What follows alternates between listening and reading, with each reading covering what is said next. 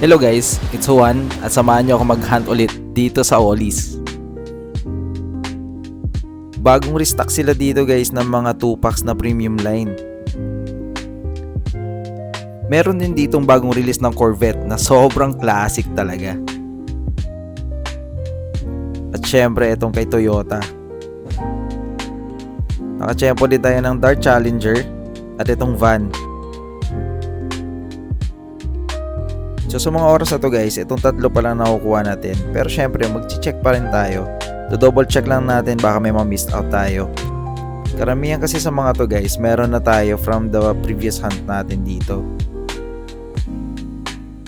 Sobrang ganda nito. Sobrang cute lang kaya kinuha na rin natin yung burger na yan guys. Sa lines ni Majorette, ang gaganda rin. Pero kasi hindi pa natin lines ni Majorette sa ngayon. Kaya tingin-tingin lang muna tayo.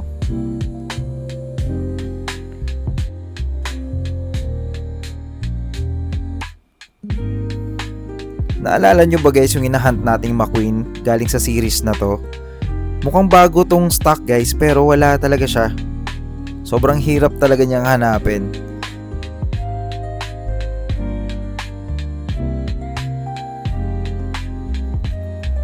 Nadaanan ko tong tech deck na to guys. Sobrang cute niyan. May tao na pala nakasakay dyan.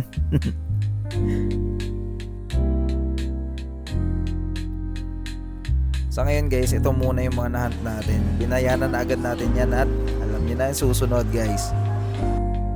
Ano pa nga bang gagawin? Diretso tayo sa Toys R Us. Actually guys, hindi na ako umaasang may makikita tayo dito. Pero tingnan nyo to guys. Nakachamba tayo ng Mark IV na Supra dito sa Toon series ni Hot Wheels. Kung di ako nagkakamali, 5 yan sa series na yan. Pero yung Supra lang guys yung kinuha natin. Alright guys, so review lang natin ng mabilis lang yung mga nahunt natin. Ito yung na-score natin sa Toys R Us, yung Supra na Toon series. Ayan. Tapos yung 71 na Dodge Challenger. Yan. So ito yung nilulook forward ko talaga makuha nung time na yon. So swerte natin may nabutan tayo. Pero I think may dalawa pa doon no, na naiwan nito. Yung lowrider natin. Ayan. Ganda. Bumili tayo ulit. Kung naalala nyo sa previous video natin, nakakuha na tayo nitong Bel Air na to. So kumuha tayo ulit. Tapos yung nauna nasira yung card, ilulus natin yon. Tapos lagay natin sa diorama yon. Eto, yung van. Yung quick bite. Ayan. So nakakakuha pa tayo pero sobrang daming stocks pa nito guys sa Olis. Yan, so kung siguro ngayon kung pupuntahan nyo, marami pa kayong makakuha pa kayo for sure dun.